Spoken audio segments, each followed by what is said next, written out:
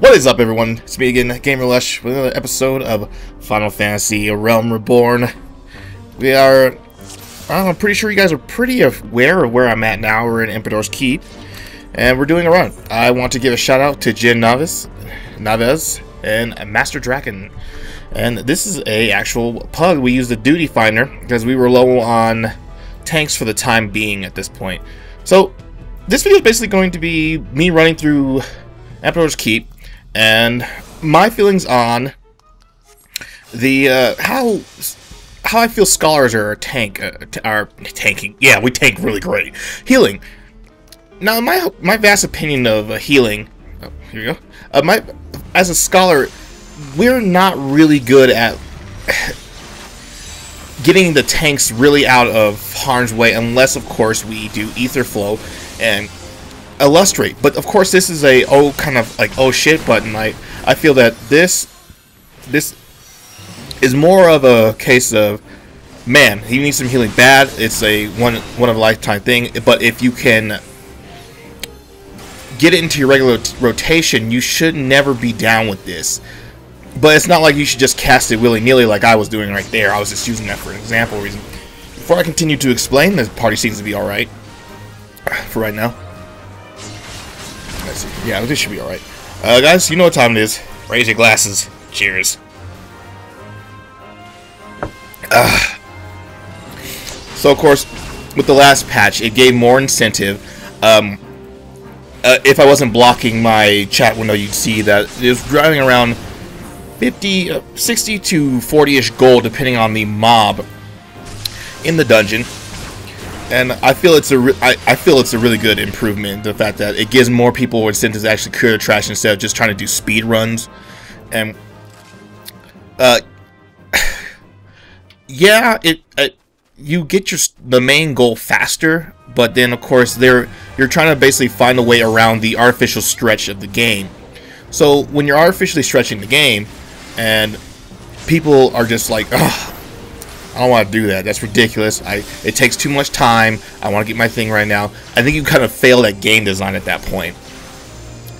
Alright, so we're heading through this. We're just basically clearing out trash at this point. Now you see the blue area around this. Of course, that's sacred soil.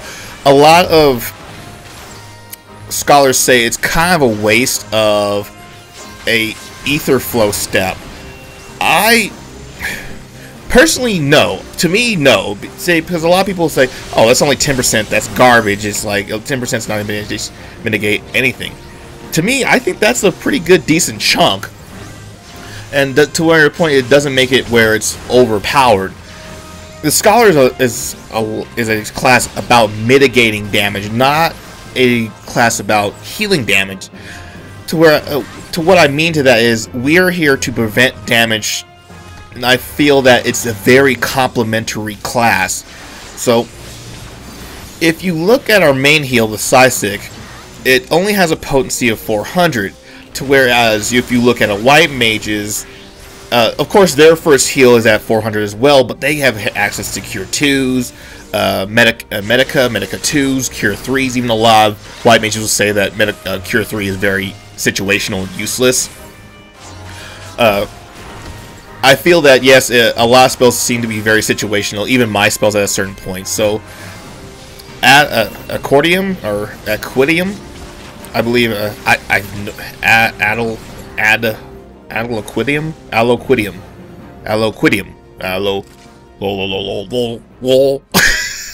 Alloquidium is only useful when the party is actually damaged. You can't.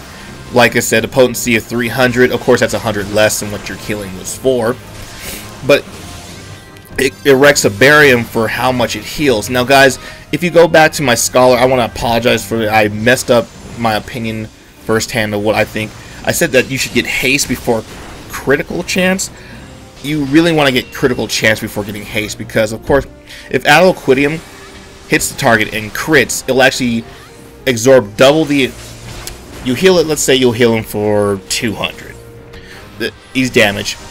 The shield that erects around the target that you're healing, it'll shield for how much you healed him for.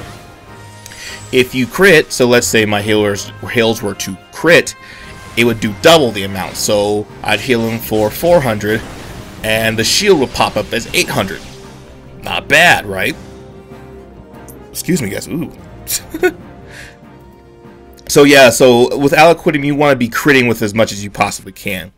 Now, you're probably thinking, wow, 400, and not the fact that Cure 2 heals for about 600 equivalent.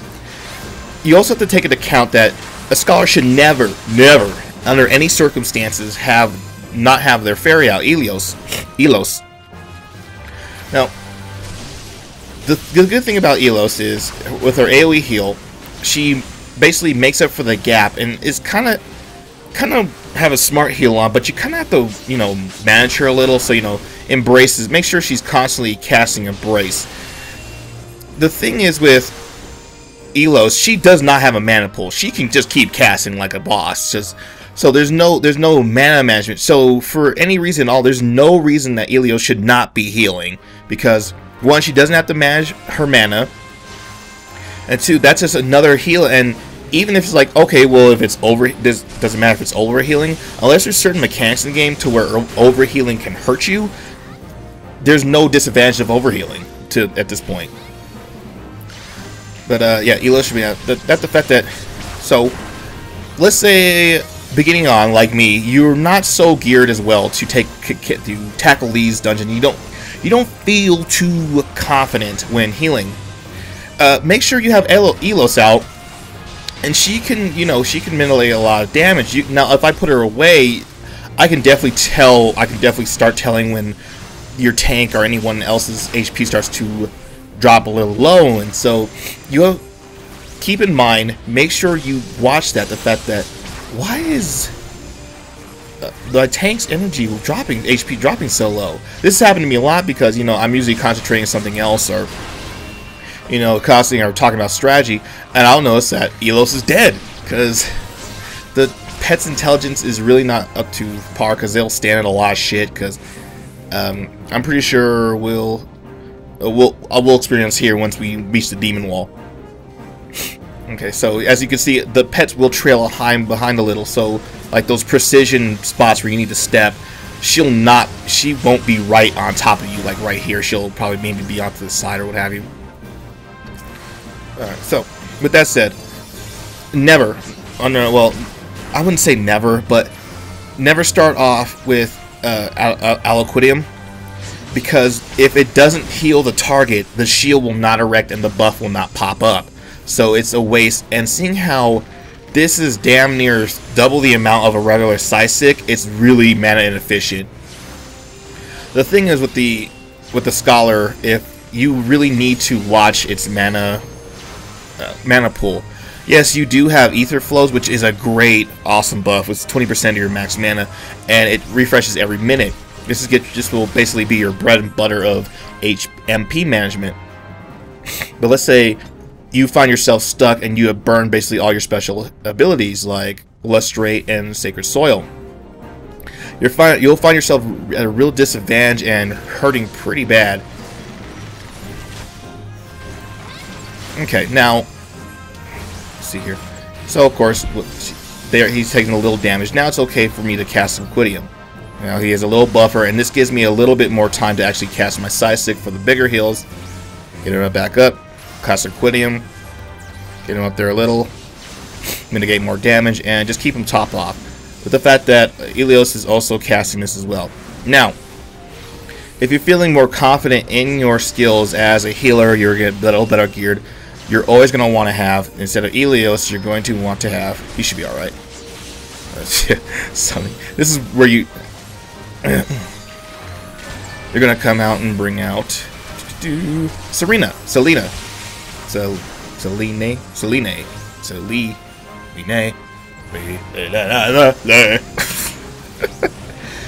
Because those buffs are just insane. The Fey Glow and the Fey Light, depending on which part of the group you're trying to buff, she's pretty good about casting a buff, but sometimes you just want to watch what she's actually casting. Seeing how we have equally casters, equal physical Disciples of War, it basically benefits both sides. So, but one cancels out the other, so you want to make sure which buff you have on, and she's auto casting at that time. Now, I'm not too confident in my healing skills for this one, so we're just going to go ahead and keep Alos out. Alright, I'm going to throw out Sacred Soil. This is way more beneficial for a melee heavy class, a party, I believe, because of course this covers a big region, and you know, it usually covers more than plenty enough of the hit box of most enemies, bosses, or what have you. And you know, it gives that mag damage mitigation to help out for, let's say, monks, or well, yeah, monks and dragoons whose armor aren't all that great. So you know, it gives them that extra percent of 10% damage mitigation. Now for right here, I should be probably casting it right here. Bada bing, bada yeah, yo, bada bing, whatever. So because of course we have these random AOEs, so let's say people can't run out of the fire. Good thing Jin is awesome and can run out of the fire.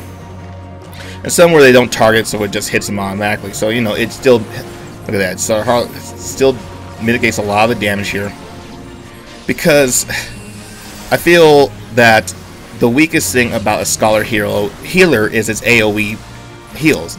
Now, our AoE heals only hit for 150 potency. Now, which erects the barrier. It's basically an AoE equilibrium. And so 150 potency for AoE heal, that's not saving anyone. It's basically, I believe there's more like it would help a raid out more for the, let's say, help complement the white mage to cast Medica and get them up, because let's say the boss casts AoE, big damage, AoE everybody, casts Cessor, or Sescor,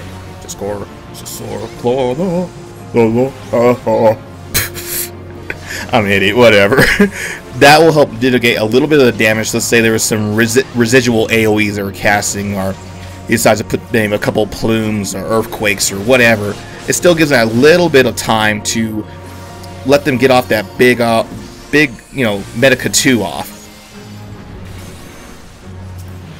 Okay, so now you see a lot of us are like almost to half and a quarter. Let me go ahead and pop Accessor.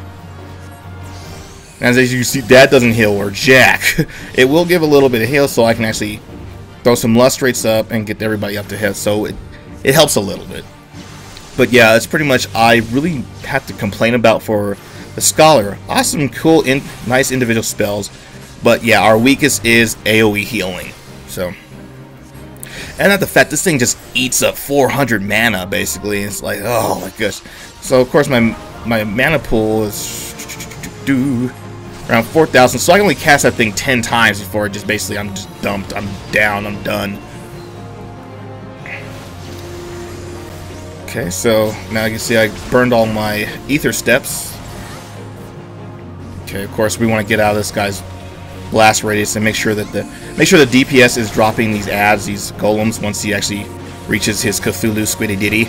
And this big guy, ignore him. He's just basically going to stomp around and say, hey, look at me, I'm bad shit. And you want to get out of this AoE, you know, unless you're the tank maybe and you know can take it.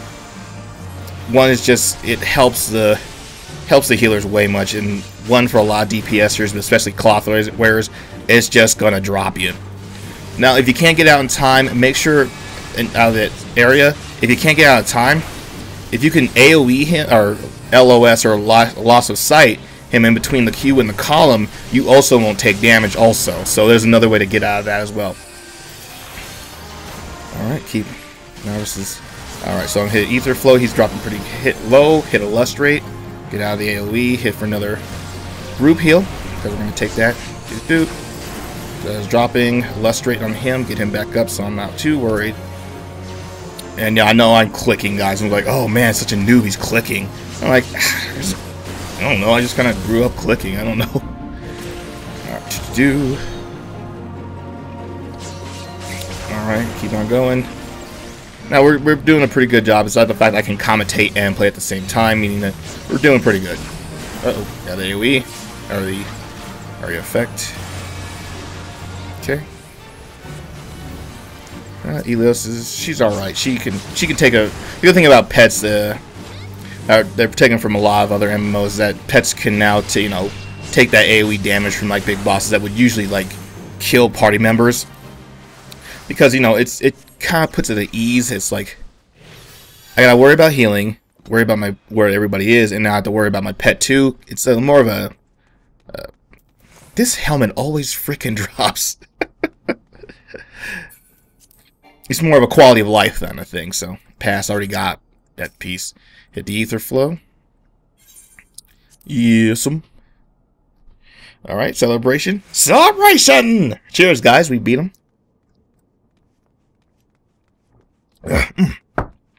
Woo! All right.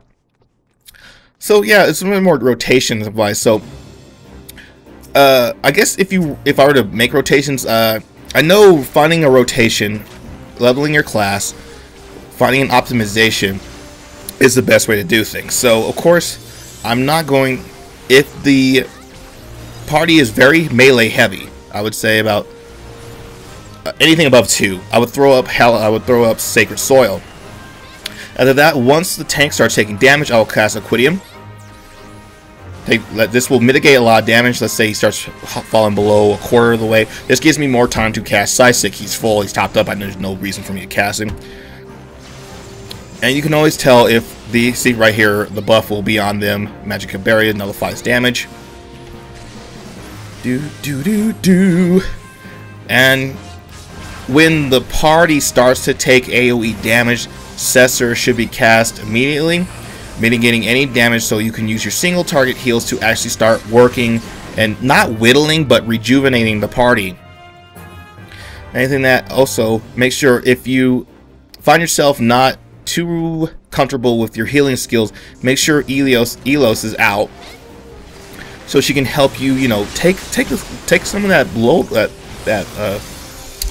workload on, because it's your heals, which is 400, and plus her heals, which is 300.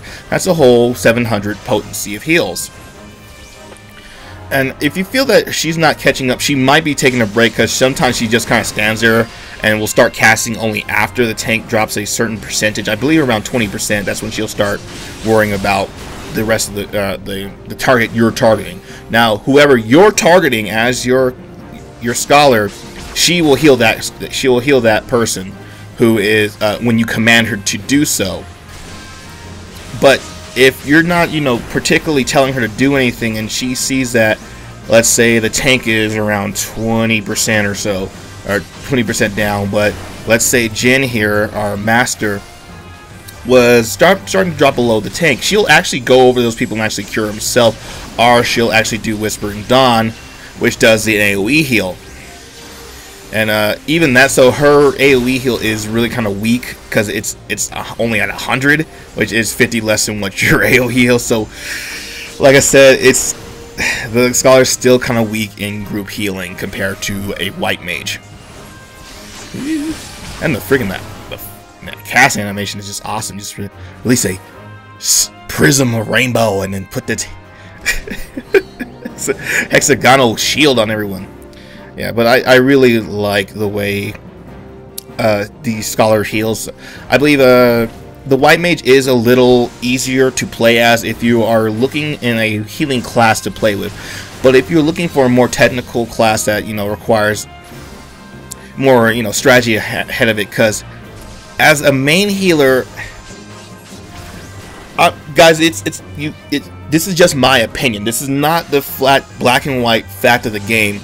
Everyone has an opinion. We're all different people. I mean, I feel that the scholar is more of a complementary healer.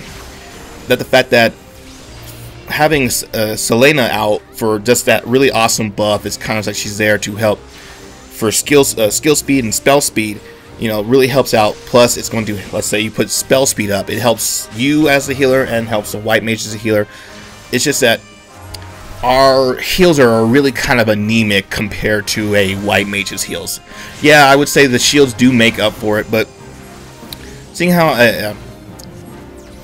it doesn't just make it, it will mitigate damage, but it just doesn't make up for pure damage just taken. Because I guess it's just the fact, the back of my mind saying that as long as that bar is full, he's fine. But let's say the bar is down half, and it's like, but he has a shield up. I guess it's just that feeling in the back of your head, thinking that, I just don't feel as sure as if his bar was full completely.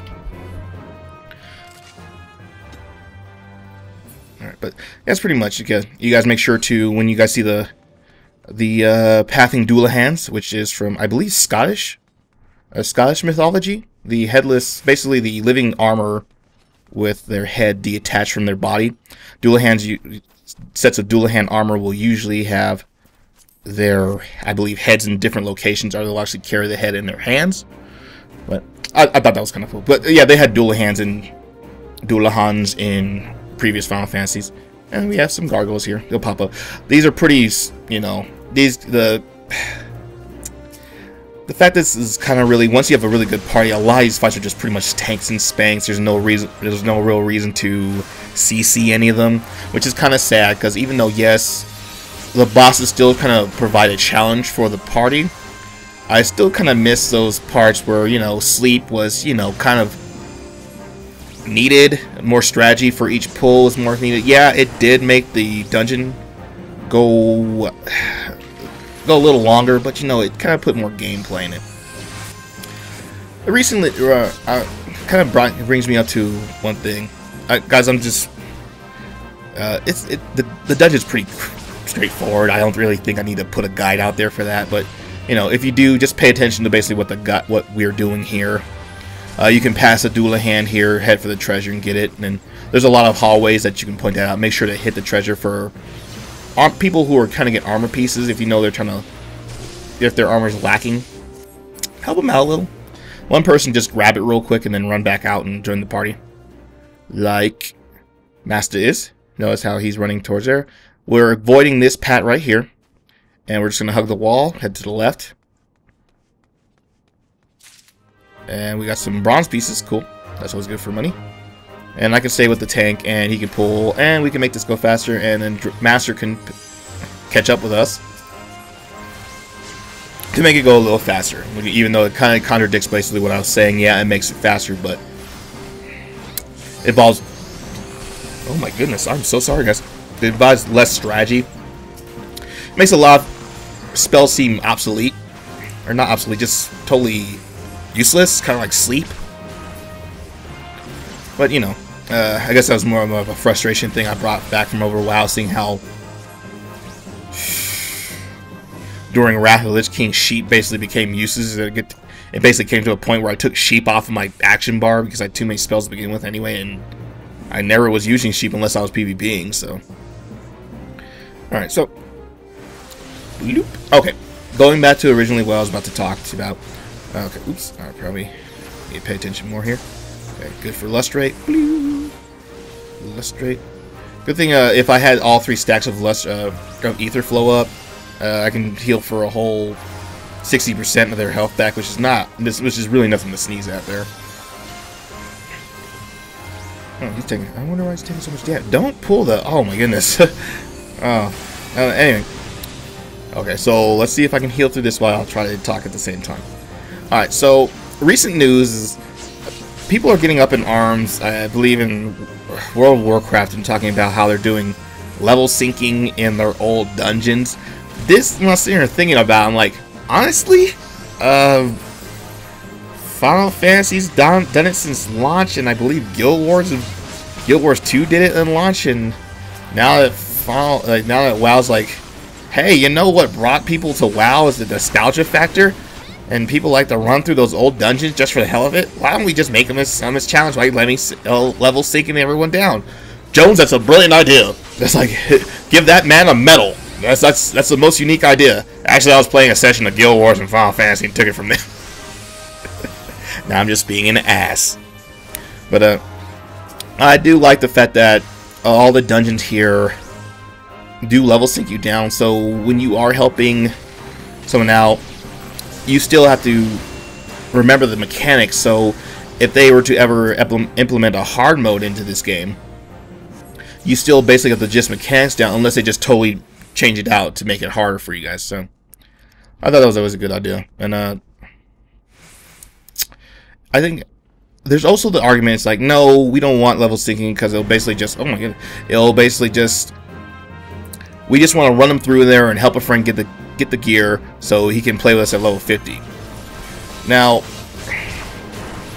that goes into a way bigger topic. Like, has the game failed if you don't want to play basically half of its content to get to the half that you want to play. Shouldn't you just basically make an option at the beginning of the game? It's like, look, I don't care about that part of the game. I just want to play this part of the game. It's kind of like buying a certain game. Let's say Call of Duty. So, you know, that's basically the game that will stay popular forever and never die. People buy the game just for its multiplayer. Come on, guys. Let's be serious here. No one plays Call of Duty hardly. Maybe 10% of people buy Call of Duty to play the single-player story. Now, it doesn't tell you that you need to play single player to play its multiplayer, because I just want to play that part. I want to get with my friends, and that's pretty much it. I don't care about the rest of this stuff. I don't care about story. I don't care about progressing my guy. Just give me my level 50, give him the points, and so I can start rating. That's what I feel a lot of games have basically kind of boiled down to.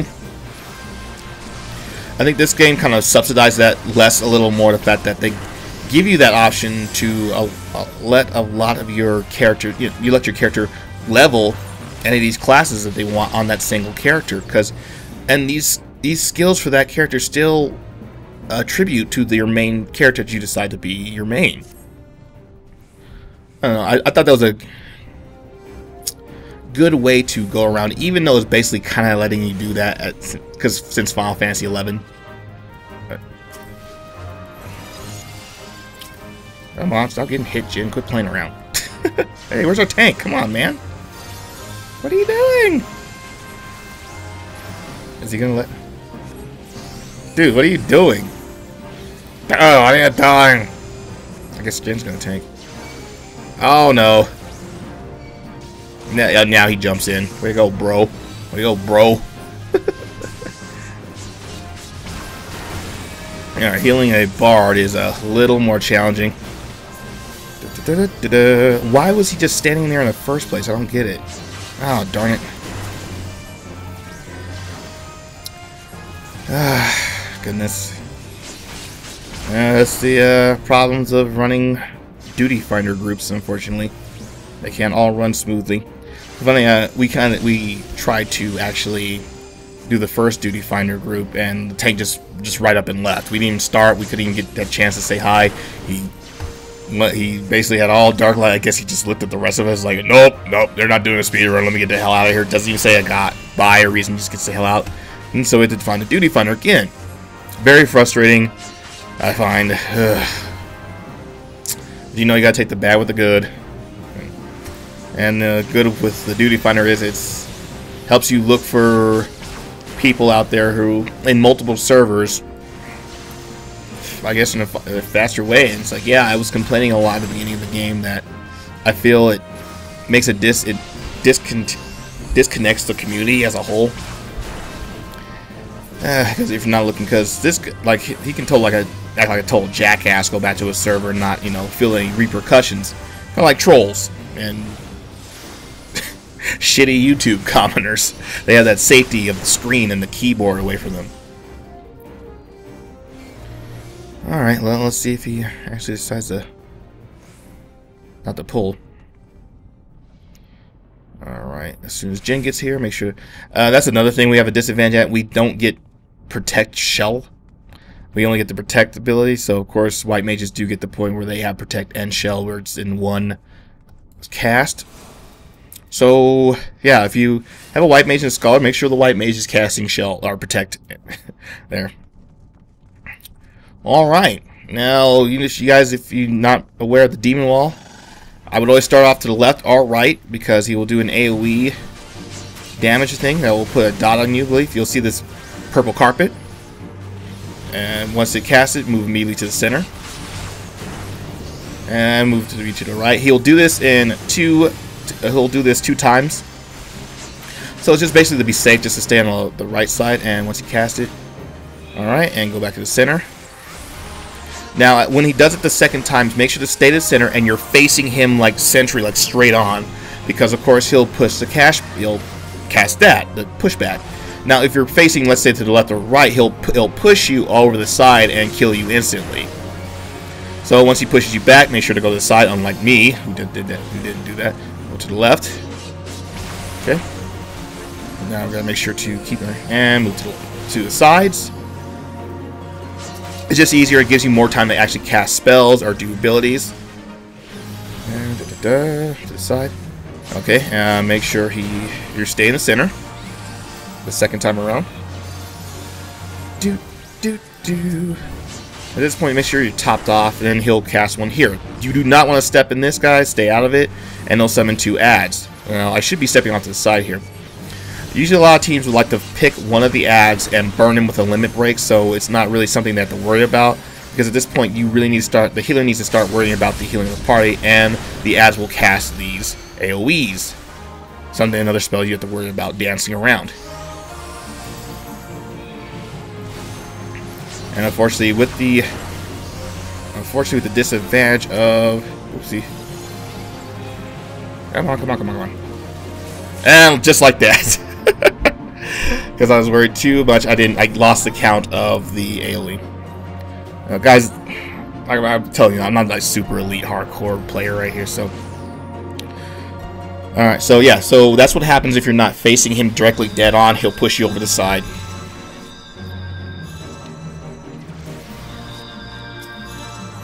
Alright, thank God they put the shortcut.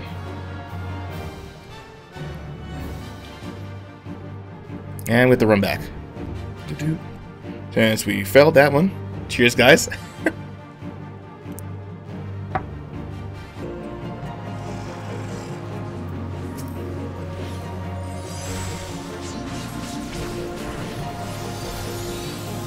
Okay, sorry guys, we're back. We just started. I forgot to. I was probably being silent there for a minute. Okay, well, we're gonna do the back and forth dance. We can dance. We can dance. We can dance if you want to. You can leave your friends behind. But if I forgot how the rest of the words go, so we're no friend of mine. Don't ask me to do karaoke with, because I will probably lose. Karaoke. Karaoke. Karaoke doke. So yeah, it's basically just the back and forth, guys, here. Of course, after the second session of the purple carpet, you're gonna get the adds.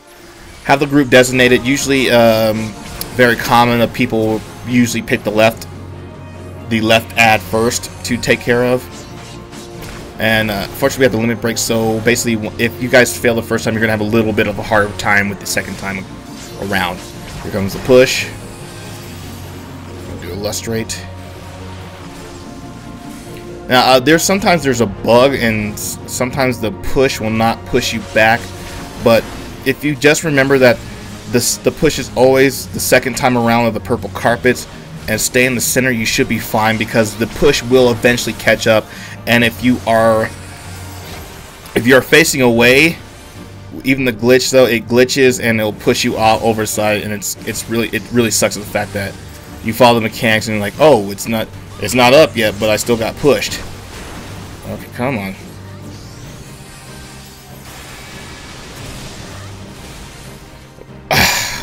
Like that. Yeah, so as like I said, it probably helps that commentating and drinking at the same time doesn't really help out.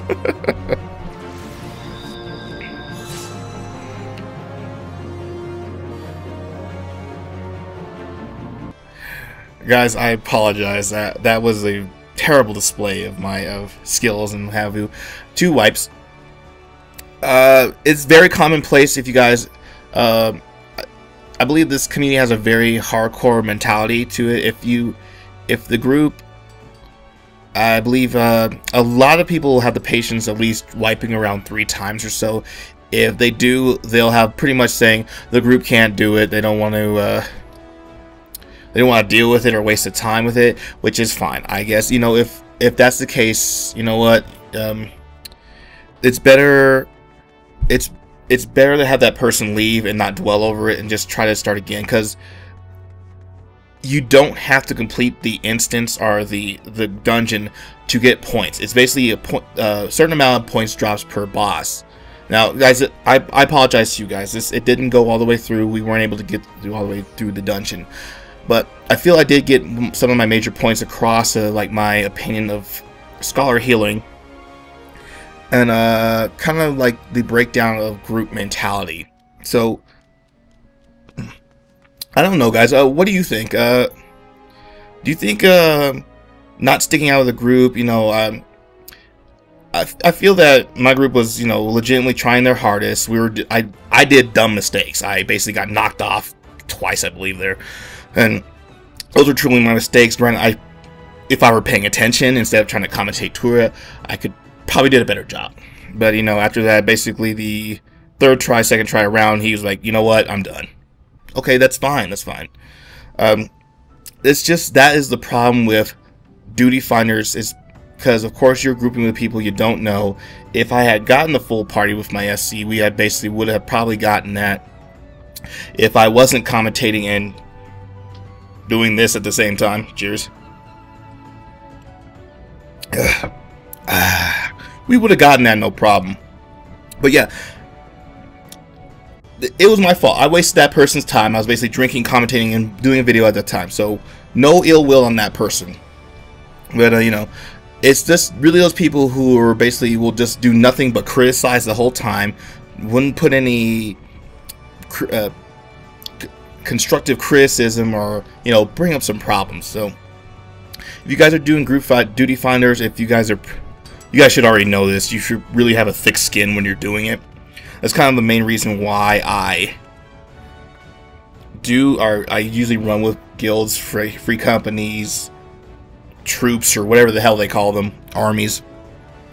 It says I don't feel we don't get that. We don't, you know, have people's frustration. They really understand what's going on. So, guys, again, I'm sorry that I couldn't go through AK all the way. Is that the fact I didn't want to make this too long, so having to wait for another person, and I probably could have just cut out that part and just like substitute another tank and then have to run right through it again. But I feel that this part should be shown to people that who just like realizes like MMO scene is kind of can be very frustrating if you don't set up things for yourself. You know, people who find themselves using the duty finder a lot will probably run into this problem on a daily basis. I apologize. So you know what, guys. But guys, thank you. Thank you so much for joining me. This one ran a little longer than that because dungeon runs are pretty long. That's a lot of time, and trying to grind that over and over to get the gear, even longer. But thank you guys for joining me. Guys, leave comments below. Tell me your experiences through dungeons, what have you. Tell me your experiences with the Scholar. What do you think about it? Was I totally wrong in saying that was more of a complimentary healer, damage mitigation class? Or because like, oh no, a Scholar's a totally legit main. It can heal the whole raid by itself. No problem with one arm behind his back. I just suck as a Scholar. But guys, please leave those comments below. I really appreciate them, and I use them on a daily basis. I do read them, but me responding back can take a little slower than I do. But thank you guys so much. And if you enjoyed your time with me, please like, subscribe, leave a comment, and as always, save the elk for last. Woo. Cheers, and keep on.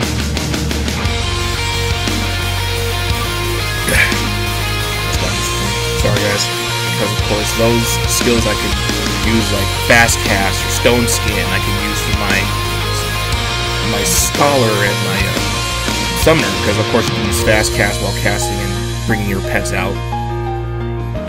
And also I've geared up my Summoner with a bunch of stuff that comes out of AK and Wanderer's Palace too. So you know, and I got my Ifrit Worm, so my rings are still a little shit.